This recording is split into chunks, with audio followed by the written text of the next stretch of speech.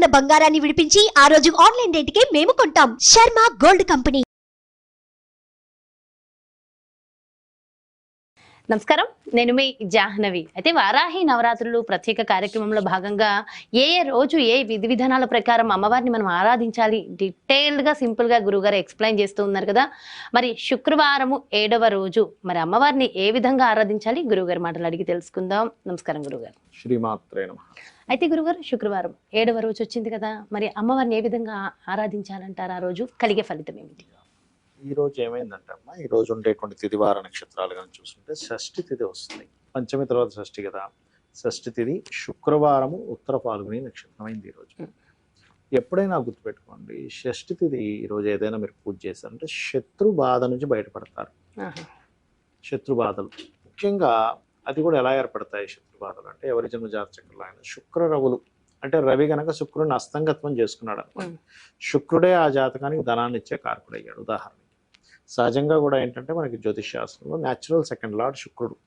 శుక్రగ్రహం కనుక పాడైంది అంటే అస్తంగత్వ దోషం, మౌఢ్యమే అంటారు. ఇప్పుడు మూడాలు ఉన్నాయి, ముహూర్తం లేదంటారు చూసారా. అలా మౌఢ్యమి సమయంలో ఎవరైనా జన్మించినప్పుడు శుక్రుడే ధనకారకుడు అయ్యాడు అనుకోండి, వాళ్ళకి ఇబ్బంది వస్తుంది శుక్ర మహర్దశలు రవి మహర్దశలు వచ్చినప్పుడు. ఎందుకు రవి అస్తంగత్వం చేసుకున్నాడో, శుక్రుడేమో అస్తంగత్వానికి లోనైనందుకు.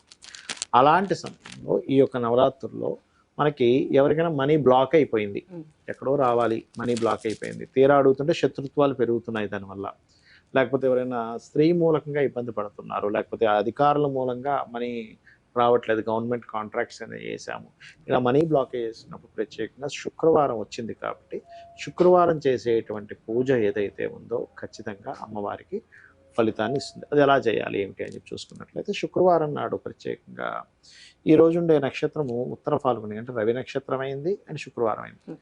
తెల్లటి పుష్పాలు, అదేవిధంగా ఎరుపు అంటే కుంకుమ అద్దినటువంటి అక్షంతలు పూజ చేయడం. దీనివల్ల ఏమిటంటే శత్రువులు ఎవరైనా మీకు ఎక్కువగా ఇదవుతున్నారు. అందులో ముఖ్యంగా కొంతమందికి స్త్రీ శాపము అంటారు. అంటే వాళ్ళ జన్మజాతకంలో కనుక శుక్రగ్రహం పాడైంది అనుకోండి, సొంత అక్క చెల్లెలతోనే గొడవలు ఉంటాయి. అది స్త్రీ కావచ్చు, పురుషుడు కావచ్చు. పురుషుడికే స్త్రీ శాపం ఉంటుందని కాదు, ఉంటుంది. జీవిత భాగస్వామి వివాహం చేసుకుంటే ఆవిడే కేసు పెడుతుంది. ఇప్పుడు చూడండి, ఇప్పుడు ఒకటి కేసు పెడుతూ స్త్రీ ఒక పురుషుడి మీద పెడుతుందన్నా, పురుషుడు స్త్రీ మీద పెడుతున్నారన్న, ఇదేంటి సొంత వీళ్ళు పెడుతున్నారేంటి కేసులు అనిపిస్తుంది. ఎందుకంటే శుక్రగ్రహం పాడైనందుకు శుక్రుడి రూపంలోనే వస్తుంది. అదే రకంగా ఎవరికైనా మనీ ఇచ్చి బ్లాక్, కాంట్రాక్ట్స్ చేసి బ్లాక్ అయిపోతున్నప్పుడు ఈ రోజు గనక షష్ఠి ప్రత్యేకంగా సుబ్రహ్మణ్యేశ్వర స్వామి ఆరాధన కూడా చేసుకోవాలి. ఈ అమ్మవారి ఆరాధనతో పాటు షష్ఠి రోజు గనక ఏదైనా షష్ఠి ప్రత్యేకంగా సుబ్రహ్మణ్యేశ్వర స్వామి ఆరాధన చేసుకుంటే అనవసరమైన గలాటాలు, అనవసరమైన గొడవలు వీటి నుంచి బయటపడతారు. అండ్ అదేవిధంగా నైవేద్యం కూడా పెట్టేటప్పుడు అమ్మవారికి దానిమ్మ పండు ఉంటుంది, దానిమ్మ పండు నైవేద్యంగా పెట్టడము, పాయసం నైవేద్యంగా పెట్టడం, ఈ రెండు కనుక చేసినట్లయితే అద్భుతమైనటువంటి ఫలితాలు కలుగుతాయి. నవగ్రహాల్లో ప్రత్యేకంగా రవి శుక్ర గ్రహాల దగ్గర దీపారాధన చేయడము, గోధుమ రవ్వతో చేసిన పదార్థాన్ని కూడా నైవేద్యంగా పెట్టచ్చు అమ్మవారికి ఈరోజు. అలాగే గోవులకి అందులో ముఖ్యంగా దేశీవాలి గోవుకి గోధుమ రవ్వ బెల్లము కలిపినటువంటిది, మరియు గోధుమ రవ్వ బెల్లము బియ్యం పిండి కలిపినటువంటి పదార్థాలను ఒక 3 ఉండలుగా చేసి తినిపించడం కనుక చేసినట్లయితే కూడా వీళ్ళకు ఉన్నటువంటి శుక్ర రవి దోషాలు పోతాయి, ధనప్రాప్తి కలుగుతుంది, కీర్తి కూడా లభిస్తుంది. ఎందుకంటే శుక్రుడేమో సుఖానికి కారకుడు, లగ్జరీకి కారకుడు, రవేమో కీర్తికి కారకుడు. సో ఆ కీర్తి అనేటువంటిది ఈ నక్షత్రంలో ఉత్తరా ఫాల్గుని నక్షత్రానికి అధిపతి రవి కాబట్టి కీర్తి అనేటువంటిది కూడా వారికి లభించడం జరుగుతుంది. సో మొత్తానికైతే శుక్రవారం కూడా చాలా చాలా ప్రత్యేకమైన అమ్మవారి శుక్రవారం అంటేనే మనం లక్ష్మీ అష్టోత్తరాలు చదువుకోవడం ఇవన్నీ చేస్తుంటాం కదా. దాంతోపాటు రవి నక్షత్రము షష్ఠి వచ్చినప్పుడు ఇలా చేసుకుంటే ఆ శత్రుత్వాలు, రుణబాధలు తగ్గుతాయి మెయిన్గా. అయితే ఒకసారి మరి పూజా విధి విధానం కూడా తప్పకుండా. ఇక్కడ ఏంటంటే మనకి ఏ మంత్రము తంత్రము చేయడం రాదు అనుకున్నప్పుడు కూడా సింపుల్ గా చేసే విధానం చెప్తాను. మొట్టమొదటిగా ఒక చిన్న పసుపు గణపతిని చేసుకొని కూడా చేయొచ్చు. ఒక చిన్న ముద్దలాగా అంటే అది గణపతి అని మనం ఫీల్ అయితే చాలు. గణపతి షేపు, ముఖం రాలేదు, దానికి చెవులు, ముక్కు అన్ని ఉండాలని రూల్ ఏమి లేదు. ఇది మొట్టమొదటిగా మీరు అర్థం చేసుకోండి. గణపతి పూజ చేయాలి ఇప్పుడు కూడా. ఇప్పుడు సహజంగా అయితే శుక్లాంబరధరం విష్ణు అనేటువంటి చదువుతాం, లేదా గణానాం త్వా గణపతి కుంభమామసే అని చదువుతాం. మీకు గణపతి మంత్రం కూడా రాదు, ఓం మహాగణాధిపతయ నమః అనుకుంటూ ఒక 11 సార్లు ఇక్కడ ఏం సరిపోతుంది. ఓం మహాగణాధిపతయ నమః, ఓం మహాగణాధిపతయ నమః, ఓం మహాగణాధిపతయ నమః. మనసుని పెట్టి మనసుతో చేయాలి. సో గణపతి పూజ అయిపోయింది. ఇప్పుడు దాని తర్వాత దీపపు కుందికి దీపం వెలిగించి దీపానికి కుంకుమ అద్దండి, దీపం వెలిగించండి. మీరు ఎప్పుడు కూడా గణపతి పూజ తర్వాత దీపారాధన, దీపానికి ఒక్కసారి నమస్కారం చేసుకొని అక్షింతలు కుంకుమ అంటించడం, కుంకుమ పెట్టండి దీపానికి, కుంకుమ పెట్టి నమస్కరించుకోవాలి. దీపం కూడా సాక్షాత్ స్వామివారి అమ్మవారి స్వరూపమే అని చెప్పి భావిస్తూ పెట్టాలి. అంటే మీకు ఆ భావన కలగాలి. ముఖ్యంగా ఎప్పుడు కూడా పూజ చేసేటప్పుడు భావన చాలా ముఖ్యము, గుర్తుపెట్టుకోండి. ఆచమనం చేయాలి. ఓం కేశవాయ స్వాహ, నారాయణాయ స్వాహ, మాధవాయ స్వాహ అంటాము. కేశవ నామాలు మొత్తం వచ్చు. ఓం గోవిందాయ నమః, విష్ణవే నమః, మధుసూదనాయ నమః అని అన్నీ వస్తే అన్నీ చేయొచ్చు. లేవంటే అన్నీ రావు అనుకుంటే నారాయణ నారాయణ అనుకున్నా సరిపోతుంది. కొన్ని అక్షింతలు తీసుకోండి, వాసన చూసి ఎడమ చేతి నుంచి పక్కకు పడేసేయండి. అలాగే వాసన చూసి అక్షింతలు వేసిన తర్వాత ప్రాణాయామం చేయాలి. ఇలా ముందు ఎడమ ముక్కు నుంచి తీసుకొని, కొంతమంది కుడి ముక్కు నుంచి కూడా తీసుకుంటారు, బ్లాక్ చేసి మళ్ళీ ఉదయం ప్రాణాయామం చేయాలి. ఎందుకు ప్రాణాయామం చేస్తామంటే మనకి నెగిటివ్ ఎనర్జీ అనేటువంటిది ఇంకా ఏదైనా లోపల ఉన్నా కూడా మనం పూజ చేస్తున్నప్పుడు ఎక్కడ ఏ ఆటంకం కలగకుండా ఉండడానికి. అలాగే ఇది అయిన తర్వాత సంకల్పం చెప్పుకోవాలి. సంకల్పం అంటే అందరికి మంత్రోత్సంగా రాదు. అమ్మా నేను నీకు పూజ చేస్తున్నాను, నాకు ఇప్పుడు ఉన్నటువంటి ఇబ్బంది ఇది ఉంది, మీ గోత్రము నామము చెప్పుకొని. ఇప్పుడు మీకు గోత్రం నామం తెలిసిన వాళ్ళు ఉంటారు, గోత్ర నామం తెలియని వాళ్ళు కూడా ఉంటారు. కొంతమంది గోత్రం తెలుసు, నామం తెలుసు, నక్షత్రం తెలుసు అనుకోండి. అవి చెప్పుకొని అమ్మ నేను నీకు భక్తి శ్రద్ధలతో నేను నీకు ఈ 9 రోజులు పూజ చేస్తాను, నా మనసు పెట్టి నా శక్తి కొలది నీకు పూజ చేస్తాను, నాకు పలానా సమస్యలు ఉన్నాయి, అప్పులుంటే అప్పులు బాధలు, అనారోగ్యం ఉంటే అనారోగ్యం, ఏముందో చెప్పుకోండి అమ్మవారు. చెప్పుకొని అక్షింతలు అక్కడ వేయండి. దీని తర్వాత గంటానాథం తీసుకోండి. గంటని వాయిస్ కూడా మంత్రం ఉంటుంది. కాకపోతే ఇక్కడ మనకి ఏంటంటే అంతా కూడా మనకి మంత్రం రాని వాళ్ళ కోసం ప్రత్యేకంగా చేసే విధానం చూపిస్తున్నాం. అందుకని ఏంటి, వారాహిదేవి నమః అనుకుంటూ గంట వాయించవచ్చు, తప్పులేదు. ఒకవేళ ఎవరికైనా కలశంతో చేసుకోవాలని ఉంది, వాళ్ళ కలశం పెట్టుకోవచ్చు. వాళ్ళకి ఆనవాయితీ ఉంటేనే కలశం పెట్టుకోవాలి. 9 రోజులకి ఆ కలశం అట్లాగే పెట్టుకోవచ్చు.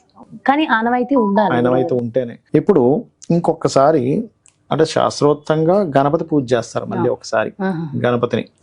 అలా లేదు, ఒక్కసారి మళ్ళీ మహాగణాధిపతయ నమః అనుకుని అక్షింతలు వేసుకోవచ్చు. ఆ గణపతి దగ్గర వేసినటువంటి అక్షింతలను తీసి తల మీద చల్లుకోండి. అంటే మీకు గణపతి పూజ ఎందుకు చేస్తామంటే ఈ పూజలో ఎక్కడా కూడా మనకి ఆటంకం కలగకుండా స్వామివారిని చూడమని చెప్పి మనసులో అనుకోవాలి. అంటే ప్రాణ ప్రతిష్ఠ అంటారు. వరాహి తల్లి నాకు ఆ మంత్రాలు తంత్రాలు ఏమి తెలియవు కాబట్టి నువ్వు ఇక్కడికి వచ్చి ఉంటున్నావు, నువ్వు ఉంటున్నావు అని భావిస్తున్నాను అని మనస్ఫూర్తిగా అనుకొని వేయండి. అంటే ఏమిటంటే మీ భావన ముఖ్యం ఇక్కడ.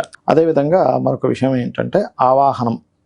అంటే ఇప్పుడు చూడండి, మన ఇంటికి ఒక అతిథి వస్తాడు, రాండి రాండి అని చెప్పి పిలుస్తాం కదా. అలాగే అమ్మవారిని పిలిచినట్టుగా ఒక ఆవాహనం పిలిచి ఒక కుర్చీ వేస్తాం కదా, అలా అక్షింతలు చల్లాలి.